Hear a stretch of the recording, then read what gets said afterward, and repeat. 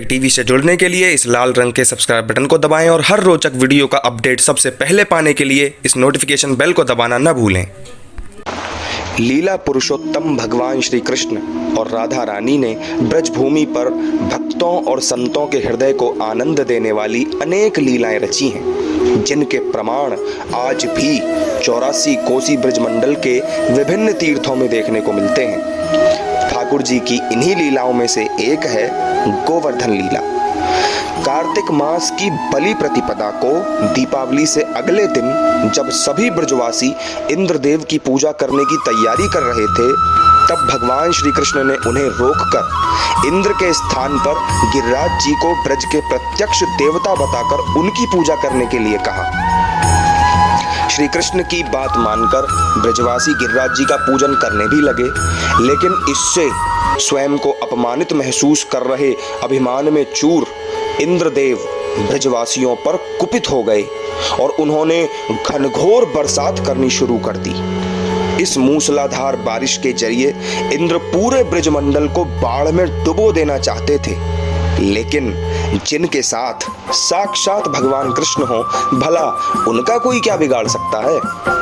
इंद्र के उस वर्षा प्रकोप से ब्रजवासियों को बचाते हुए 7 वर्षीय बालक रूपी भगवान श्री कृष्ण ने गोवर्धन गिरिराज पर्वत को 7 दिन 7 रात तक अपनी कनिष्ठिका उंगली पर उठा लिया था, जिनके नीचे आश्रय लेकर ब्रजवासी उस मूसलाधार बारिश से सुरक्षित रहे। पूरा प्रयास करने के बावजूद जब इंद्र ब्रजवासियों का कुछ न बिगाड़ सके, तब उनका अभिमान चूर चूर हो गया और वो अपनी गलती का प्रायश्चित करते हुए सुरभि गाय के साथ धरती लोक पर आए। उन्होंने श्री कृष्ण से अपनी भूल की क्षमा मांगी और सुरभि गाय के दूध से ही गिरिराज जी का अभिषेक भी किया। भगवान कृष्ण की इसी गोवर्धन लीला के सबसे बड़े प्रमाण के रूप में गिरिराज पर्वत और उनके परिक्रमा मार्ग में पड़ने वाले कई स्थान आज भी मौजूद हैं। पर्वत रूपी गिरिराज जी को भगवान कृष्ण का ही स्वरूप माना जाता है। लॉकडाउन के बाद अपनी पहली ग्राउंड रिपोर्ट की इस सीरीज में हम आपको लेकर चल रहे हैं भगवान कृष्ण की उसी लीला भूमि गोवर्धन में गिरिराज महाराज की परिक्रमा करवाने। ब्रिज के कण कण में भगवान श्री कृष्ण का वास है। यहाँ सिर्फ इंसान ही नहीं बल्कि पशु पक्षियों से लेकर वृक्षों की लता पताओं तक सभी राधा नाम से अभिभूत रहते हैं। और यही कारण है कि संतों की वाणी में, भक्तों की वाणी में भगवान की जन्मभूमि और लीला स्थली इस ब्रज भूमि को, इस पूरे ब्रजमंडल को भगवान कृष्ण के गोलोक का दर्जा दिया गया है, जो भगवान का नित्य निरंतर निवास स्थान माना जाता है। नमस्कार, मेरा नाम है प्रशांत भारद्वाज और आप देख रहे हैं #टीवी। और दोस्तों, फाइनली 8 महीने के एक लंबे इंतजार के बाद कोरोना काल की तमाम दुश्वारियों का सामना करके फिलहाल उन्हें पीछे छोड़कर हम आपको आज लेकर आए हैं ब्रजभूमि के प्रमुख तीर्थों में से एक गोवर्धन तीर्थ में। मेरे पीछे आप देख रहे होंगे भगवान गिरिराज जी का दान घाटी स्थित मंदिर है और ये वही स्थान है दोस्तों जहाँ पर भगवान श्री कृष्ण ने इंद्र के प्रकोप से ब्रजवासियों की रक्षा करने के लिए 7 दिन 7 रात तक गिरिराज जी को अपनी कनिष्ठिका उंगली पर धारण किया था। गिरिराज जी की परिक्रमा दान घाटी के इसी मंदिर से शुरू होती है। अधिक मास और गुरु पूर्णिमा के अवसर पर यहाँ मेला लगता है और दुनिया भर से बड़ी संख्या में श्रद्धालु यहाँ परिक्रमा करने और गिरिराज जी के दर्शन के लिए आते हैं। लेकिन सामान्य दिनों में भी परिक्रमार्थी भक्तों की अच्छी खासी संख्या यहाँ जुटती है। होगा इस समय सुबह का चूंकि वक्त है दोस्तों, और इसी वजह से गिरिराज जी के मंदिर में बहुत ज़्यादा भीड़ आपको नज़र आ रही होगी। हम कोशिश कर रहे हैं कि आपको देखिए, वहाँ पर आप देख सकते हैं सामने हम आपको दर्शन करा रहे हैं सीधे गिरिराज जी महाराज के दान घाटी में, जो मुख्य मंदिर है गिरिराज जी का, जहाँ से परिक्रमा गिरिराज जी की प्रारंभ होती है। ये वही स्थान है और हम आपको लगातार दर्शन करा रहे हैं। भक्तों की भारी संख्या में यहाँ पर भीड़ मौजूद है और काफ़ी मान्यता गिरिराज जी के भक्तों के बीच में है। तो आज दोस्तों हम गिरिराज गिरिराज जी के दर्शन कराने के लिए आपको लेकर के आए हैं। और सिर्फ गिरिराज जी के दर्शन ही नहीं, बल्कि गिरिराज जी की परिक्रमा यथासंभव जिस प्रकार से हो सकेगी हम आपको परिक्रमा में प्रमुख तीर्थ स्थलों के दर्शन भी कराएंगे और परिक्रमा भी कराएंगे आगे चलकर। और उस बीच में जितने भी बीच में स्थान पड़ेंगे जो भगवान की लीलाओं से जुड़े हुए स्थान हैं, उनके आपको दर्शन कराते हुए चलेंगे। हमारी कोशिश ये रहेगी कि ज़्यादा से ज़्यादा स्थानों के दर्शन हम आपको करा सकें। लेकिन चूंकि गिरिराज जी की ये जो पूरी परिक्रमा है ये 2 हिस्सों में विभाजित है। एक परिक्रमा है जिसे बड़ी परिक्रमा कहते हैं, कृष्ण परिक्रमा कहते हैं, वो 12 किलोमीटर के आसपास की है। और जो दूसरी परिक्रमा है वो 9 किलोमीटर के आसपास की है, जिसमें राधा कुंड और कृष्ण कुंड जैसे पवित्र स्थान आते हैं। तो ये दोनों ही परिक्रमाएं हम आपको दिखाते हुए चलेंगे। इस परिक्रमा में हमारा ध्येय यही रहेगा कि हम आपको ज़्यादा से ज़्यादा स्थानों के दर्शन करवा सकें, गिरिराज जी की रज के दर्शन करवा सकें। अब हम भी इसी रास्ते पर चलते हैं और आपको भी लेकर के चलते हैं गिरिराज जी की परिक्रमा। आइए दोस्तों प्रारंभ करते हैं। परिक्रमा मार्ग पर आगे बढ़ते ही हमारा सामना श्री कृष्ण और राधा रानी से जुड़ी पहली निशानी से हुआ। तो गिरिराज जी की परिक्रमा के लिए दोस्तों हम आगे बढ़ चले हैं। और जैसे ही आप परिक्रमा के मार्ग पर थोड़ा सा आगे बढ़ते हैं, मुश्किल से 2 से 4 कदम, तो दाहिने हाथ पर ये जगह आपको सबसे पहले नज़र आएगी। यहाँ पर गिरिराज जी का बिल्कुल परिक्रमा का एक तरीके से आप समझ लीजिए स्टार्टिंग पॉइंट है ये। और यहाँ से अभी हम इस जगह को देखते हैं क्या है यहाँ पर, उसके बाद हम आपको इस जगह के बारे में खुद और यहाँ पर जो मौजूद हैं लोग, स्थानीय लोग हैं, उनसे भी आपको सुनवाएंगे यहाँ के बारे में। चलिए। यहाँ भगवान श्री कृष्ण ने कन्या उंगली से धारण गोवर्धन पर्वत उठाया था। यहीं से भगवान ने ये चरण दर्शन है, ये चरण चिन्ह बने हुए, ये चरण चिन्ह है भगवान के, कृष्ण कन्हैया के। ये उंगलियों का भाग, ये उंगलियों का भाग, ये राधा रानी के चरण बने हुए हैं। ये श्री राधा रानी जी के चरणों का निशान है और ये भगवान कृष्ण के चरणों का निशान है। ये गया प्रसाद पंडित जी की समाधि है, ये बाबा ने लगाया था गिरिराज महाराज। जी, गया प्रसाद पंडित जी थे, उनकी यहाँ पर समाधि है। और जैसे कि आप लोग देख रहे हैं यहाँ पर छोटे छोटे चरणों के चिन्ह हैं भगवान श्री कृष्ण के, क्योंकि बाल रूप में थे और मात्र 7 वर्ष की आयु उनकी थी उस समय। तो आप लोग जिस तरह से देख सकते हैं एक बच्चे के चरणों के चिन्ह होते हैं, ठीक उसी प्रकार के चिन्ह यहाँ भगवान के चरणों के बने हुए हैं। ये ऊपर उंगलियों की बनावट आपको नजर आ रही होगी और यहाँ नीचे पूरी यहाँ एड़ियों की और बीच में यहाँ तलवों की बनावट आपको नजर आ रही है। तो ये पूरा फॉर्मेशन पैर का है। और यहाँ पर ये फॉर्मेशन जो है ये राधा रानी का चरण है। इसकी थोड़ी स्पष्टता आपको ज़्यादा नज़र आती है, जबकि ये आपको इतना स्पष्ट नहीं नज़र आएगा। लेकिन चूंकि मैं यहाँ पर बैठा हुआ हूँ, मुझे थोड़ा सा स्पष्ट यह नज़र आ रहा है। गिरिराज जी की परिक्रमा श्रद्धानुसार अलग अलग तरीकों से की जाती है।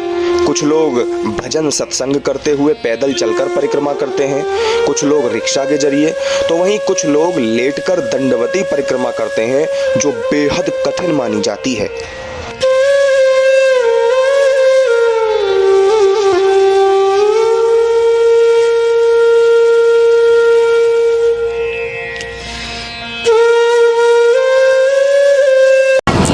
गिरिराज जी की परिक्रमा में अंदर चलते हुए हम आ रहे हैं और यहाँ पर गिरिराज जी की तलहटी के पास में कई सारे कुंड आपको देखने को मिलते हैं। जब आप परिक्रमा के रास्ते में आगे बढ़ते हैं मार्ग में, तो ऐसे कई कुंड आपको देखने को मिलेंगे। अभी जो फिलहाल आप देख रहे होंगे अपनी स्क्रीन पर, ये कार्षणी कुंड है।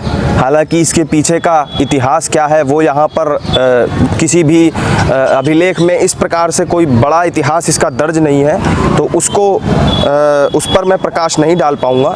लेकिन ये कुंड जो आप देख रहे हैं इस प्रकार के सिर्फ ये एक नहीं बल्कि कई कुंड हैं। आगे हम चलेंगे तो हमें और भी अन्य कुंडों के दर्शन होंगे। तो गिरिराज जी की दोस्तों ये जो बड़ी परिक्रमा है, इसको पूरे करने के 2 रास्ते हैं। जैसे कि आप जब बड़ी परिक्रमा में आएंगे तो एक ये रास्ता है जो सड़क का पक्का रास्ता है, इसके जरिए आप परिक्रमा मार्ग में जा सकते हैं। और दूसरा जो रास्ता है वो ये अंदर जो आपको दिखाई दे रहा होगा, इस गेट के अंदर से होते हुए जो रास्ता अंदर तलहटी में जाता है गिरिराज जी की, और ये रास्ता बड़ा ही सुगम और सुखद एहसास देता है दोस्तों। इसलिए अभी हम इसी रास्ते से आपको लेकर के चलते हैं और फिर आपको अंदर चल के दिखाएंगे किस प्रकार से परिक्रमा का ये मार्ग है। मुक्ति कहे गोपाल सो मेरी मुक्ति बताए, ब्रज रज उड़ी मस्तक लगे तो मुक्ति मुक्त है जाए। दोस्तों ब्रज की रज की बड़ी अद्भुत महिमा है, या यूँ कहूँ कि इतनी बड़ी महिमा है कि मुक्ति को भी जो मुक्ति दिला दे वो ब्रज की रज होती है, वो ये ब्रज की रज होती है। इस समय हम गिरिराज जी की तलहटी में अंदर की तरफ आ चुके हैं और इसी तलहटी के रास्ते के जरिए हम आपको परिक्रमा मार्ग में आगे की तरफ लेकर चलेंगे और परिक्रमा में आगे की जितनी भी स्थान होंगे जो भगवान कृष्ण की लीलाओं से जुड़े हुए स्थान हैं उनको दिखाते हुए हम आपको इसी मार्ग से लेकर के चलेंगे।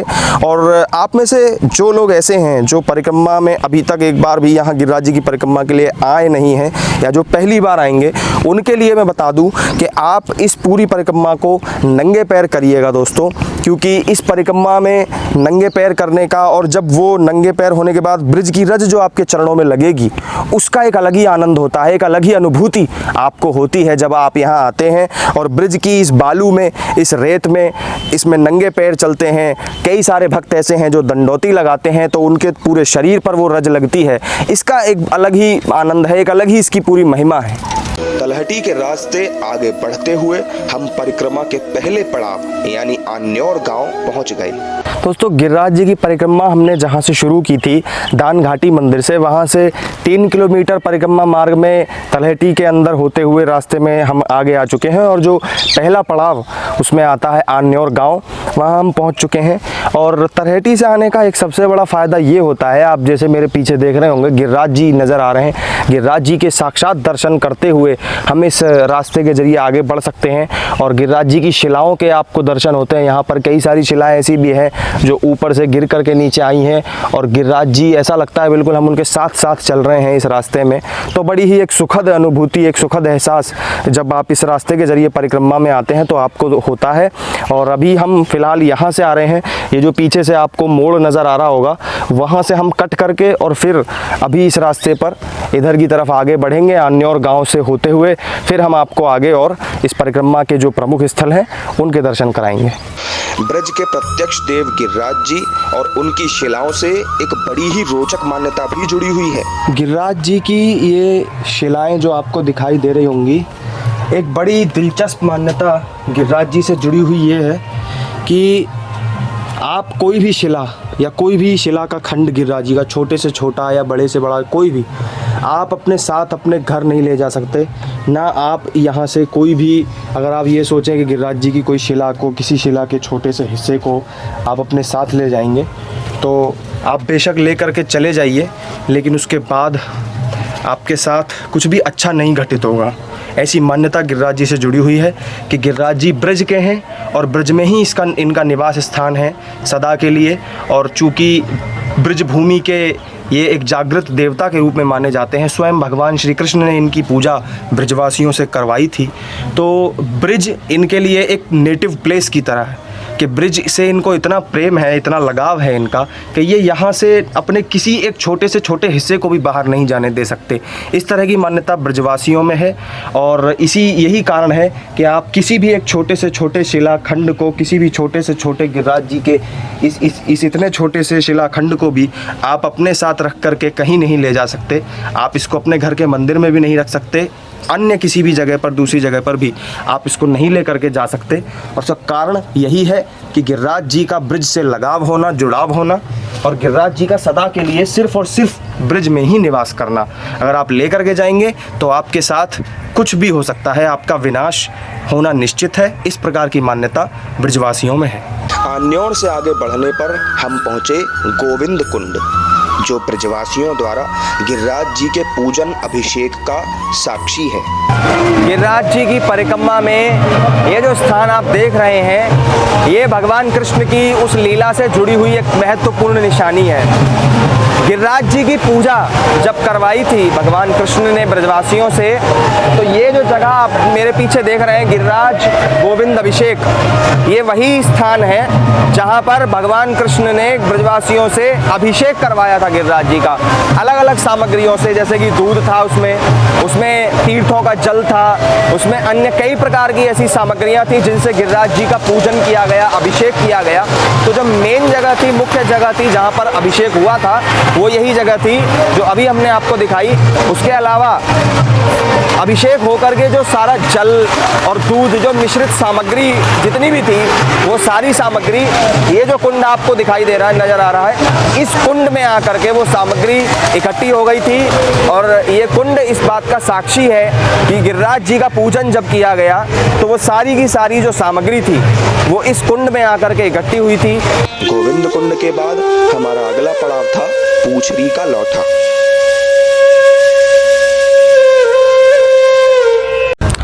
तो दोस्तों, इस वक्त हम गिरिराज जी की परिक्रमा में आ चुके हैं अपने अगले पड़ाव यानी कि पूछरी का लौठा में।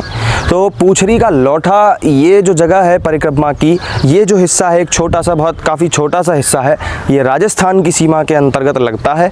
और इसके अलावा जो ज़्यादातर हिस्सा है वो उत्तर प्रदेश में लगता है। आप मेरे पीछे जो देख रहे हैं, गिरिराज जी की शिला रखी हुई है और उसके पीछे गिरिराज जी हैं।